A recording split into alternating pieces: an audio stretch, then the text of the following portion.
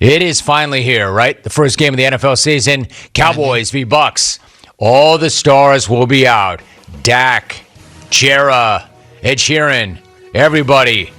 And maybe, if we're really lucky, Tom Brady will actually put down his phone and quit complaining about the numbering schemes.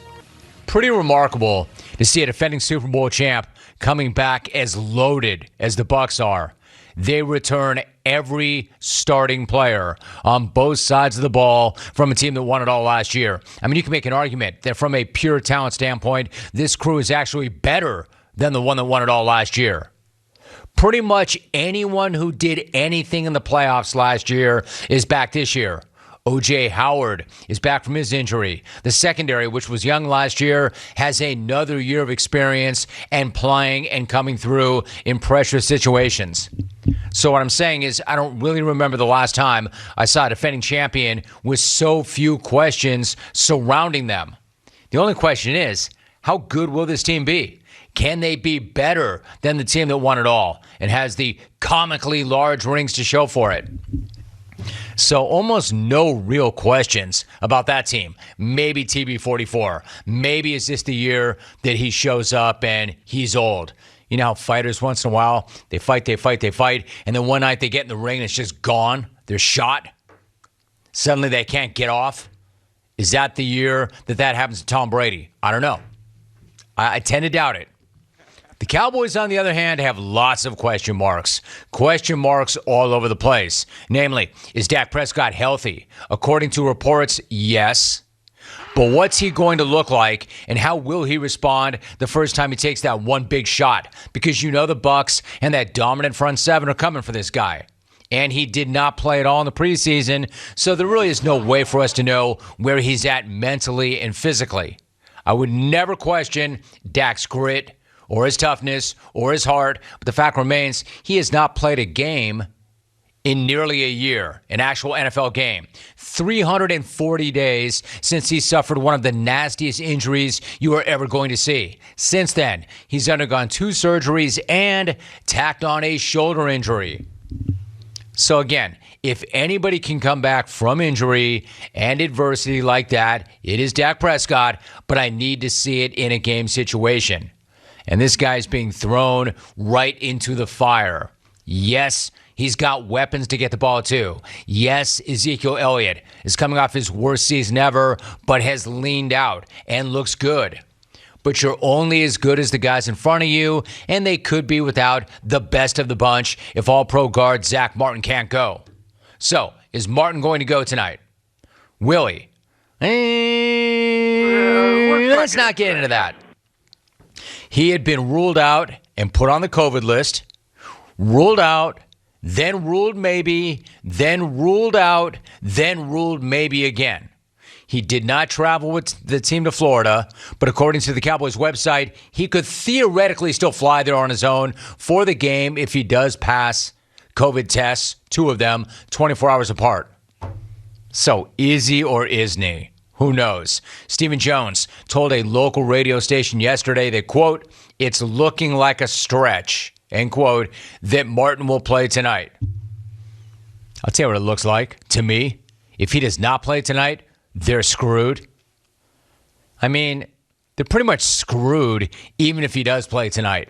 But it could go really badly and get really embarrassing if he doesn't go. In fact, it could get catastrophic if he doesn't go and they can't protect Dak. Look, I know that nobody gets all that fired up to talk about the interior of an offensive line, but when you're talking about a 4-time All-Pro, a 6-time Pro Bowler, a member of the 2010s All-Decade team, despite being drafted in 2014, and a guy who most likely is going to be fitted for a mustard blazer, you don't just next man up a dude and a player like that. And I don't care how much experience the Cowboys have on that line or how good Colin McGovern is as a replacement. Unless this guy is Steve Hutchinson or Forrest Gregg or Randall McDaniel, they're going to miss Martin for sure.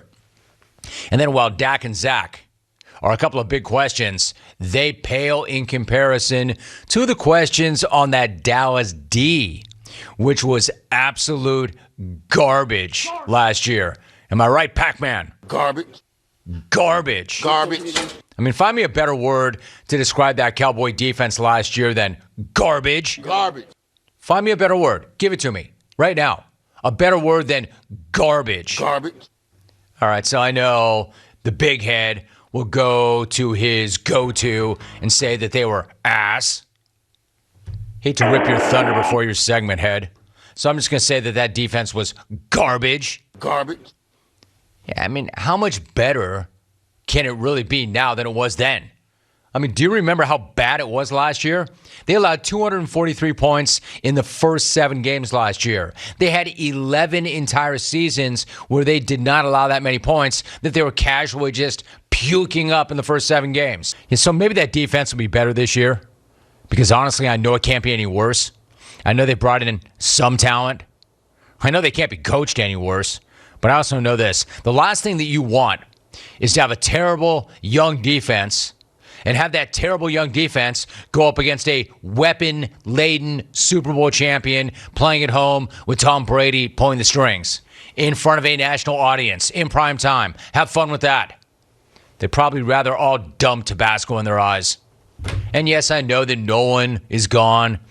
But this is not all about Nolan. This is also about your head coach. Because if you were breaking this game down unit by unit and comparing the two teams, the gap between Bruce Arians and Mike McCarthy could not be any bigger.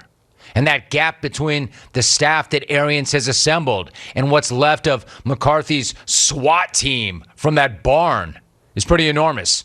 You don't believe me? Why don't we just go back to what Cowboy players were telling NFL Network's Jane Slater last year? Remember that quote that the coaching staff was, quote, totally unprepared. Totally unprepared.